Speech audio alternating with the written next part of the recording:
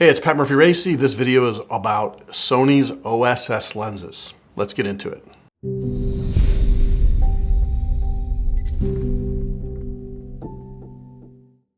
Sony makes a total of 14 lenses that are full frame that have optical steady shot built inside of them. These are just a few of the ones that I own myself. Addition to that is the PZ lens that's made for the FX6 and FX9 and FX3. This also has OSS in it as well. There are a few extra lenses that are branded Zeiss with Zeiss glass in them, but they're old and they're kind of being phased out, I think. And so I'm going to stick to the G and the G Master. And there's a couple that are not either G or G Master that are featured in this list. Now this is the stabilization system that's inside the lens versus in the camera body, which is called IBIS, or in-body image stabilization. OSS, or what they call optical steady shot inside of them. Basically, it's their version of optical image stabilization, just like other manufacturers have too.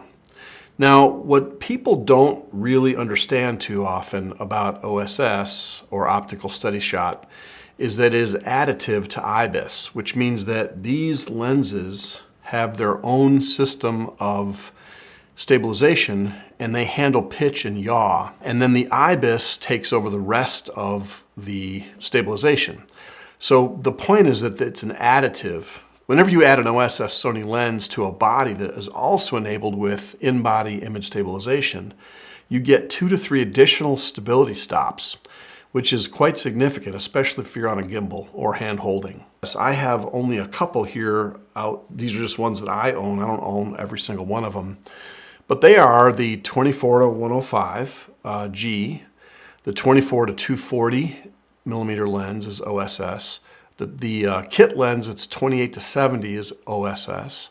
The 90 macro is OSS. The 100 STF lens, which is a GM lens, that has OSS. The 7200G Mark II, the macro lens, the new one, this guy, has OSS.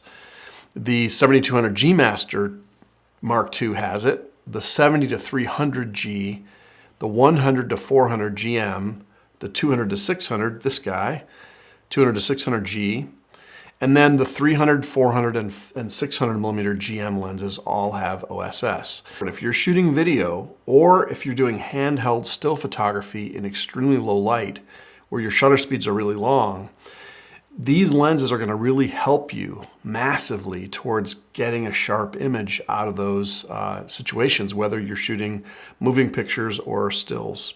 I think the lens that people forget about that is so significant is the 24 to 105 G.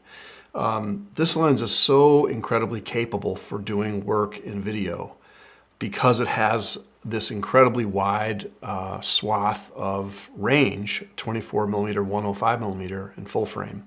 The other lens that doesn't come to mind as quickly is the 28 to 135 PZ lens. Now this is a lens designed specifically for video.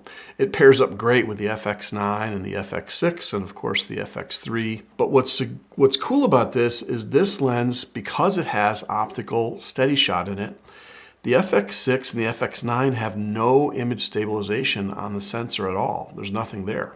So really, when you use the FX6 and FX9 in particular, these two lenses are crucial, and I would really add the F4 or the 2.8 7200 as well.